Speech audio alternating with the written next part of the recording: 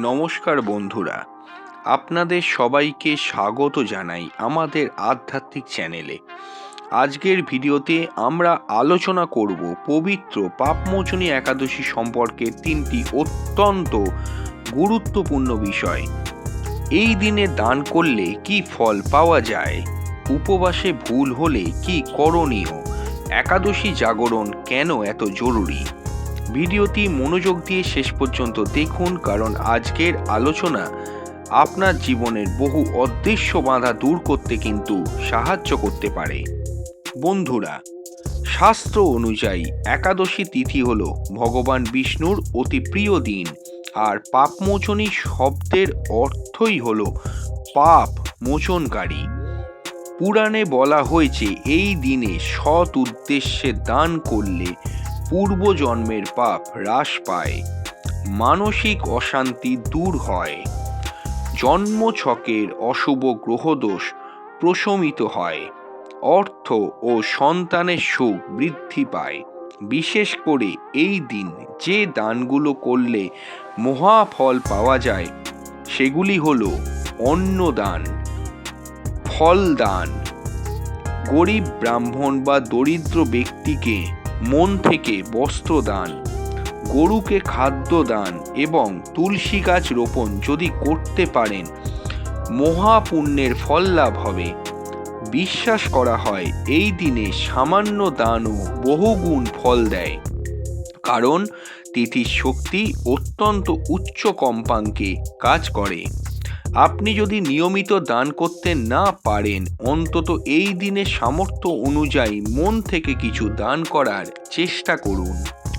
অনেক সময় অজান্তে উপবাস ভঙ্গ হয়ে যায়, হয়তো ভুল করে অন্ন খেয়ে ফেললেন, অথবা নির্জলা থাকার কথা ছিল কিন্তু জল পান করে ফেললেন। তাহলে কি ব্রত ভঙ্গ হয়ে গেল, সব পুণ্য নষ্ট? শাস্ত্র কিন্তু বলেন না। শাস্ত্রে স্পষ্ট বলা আছে, ভুল যদি অজান্তে হয় তবে আন্তরিক প্রায়শ্চিত্ত করলে পাপের ক্ষয় হয়, কিন্তু করে ফেললে করণীয় কি?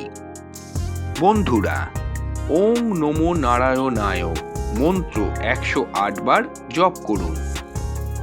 2. ভগবান বিষ্ণুর কাছে ক্ষমা প্রার্থনা করুন। 3.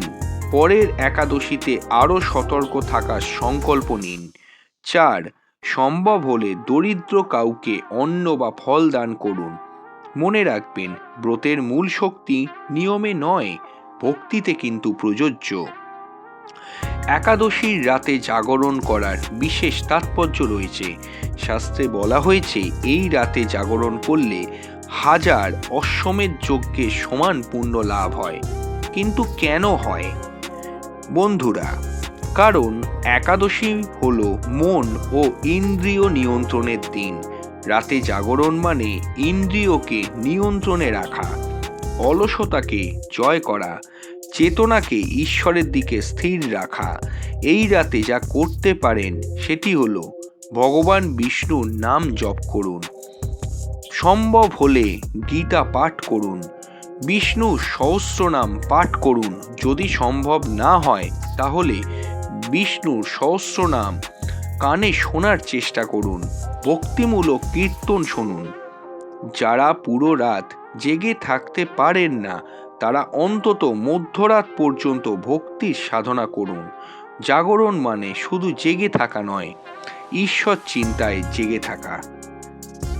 একাদশীতে কখনোই কিন্তু বন্ধুরা রাগ করবেন না, কাউকে অপমান করবেন না, মিথ্যা কথা বলবেন না, লোভে পড়বেন না, কারণ এই দিন মানসিক পবিত্রতাই সবচেয়ে বড় সাধনা। পাপমোচন একাদশী শুধু একটি উপবাসের দিন নয়, এটি আত্মশুদ্ধিরও দিন, কর্মশুদ্ধির দিন, মনোশুদ্ধির দিন। দান করুন, ভক্তি করুন, জাগরণ করুন, দেখবেন জীবনের অদৃশ্য বাধাগুলো ধীরে ধীরে দূর হচ্ছে। এই ভিডিওটি ভালো লাগলে লাইক করুন, কমেন্টে লিখুন ওং নমো নারায়ণায়। আর এমন আধ্যাত্মিক ভিডিও পেতে চ্যানেলটি সাবস্ক্রাইব করুন। পরবর্তী ভিডিওতে আমরা আলোচনা করব পাপমোচন একাদশীর গোপন আধ্যাত্মিক শক্তি নিয়ে। ততদিন পর্যন্ত ভালো থাকুন, ভক্তিতে থাকুন। নমস্কার।